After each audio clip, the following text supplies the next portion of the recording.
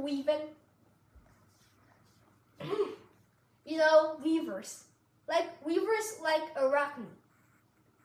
Today, I will tell you about the story of the weaver Arachne.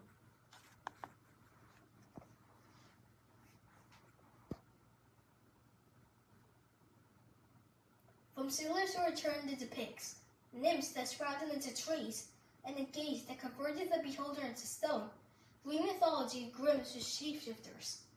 The powerful gods usually change their own forms at will, but for mortals, the mutations were often unwanted.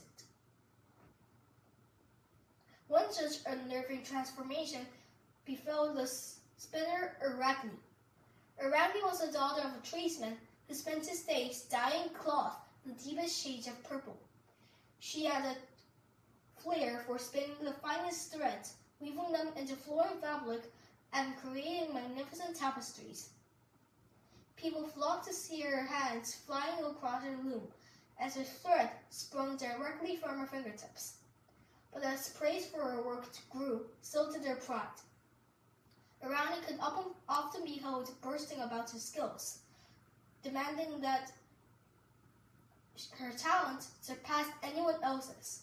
She refused to see her weaving as a gift from the gods. Rather, she flaunted it as her own personal genius. Unfortunately, the goddess of wisdom and craft, Athena, overheard Arachne making these claims. Planning to teach the ungrateful girl a lesson, Athena disguised herself as an old woman and stole against the mortals. She berated Arachne in public. How dare the weaver claim herself greater than the gods? But Arachne only laughed, barely looking up from her loom.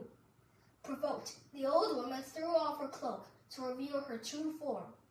If Arachne insisted on defaming the gods, Athena would challenge her to a contest directly. Masking her shock at the appearance of a gray-eyed goddess, Arachne accepted the challenge.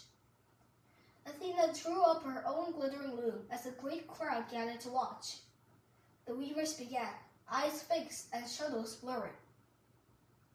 Athena conjured wisps of clouds from above and slender threads of glass from below in a spectacle of strength. She wove tremendous scenes that showed the power of the gods, Poseidon riding the waves, Zeus firing thunderbolts, and Apollo hurtling them across the sky.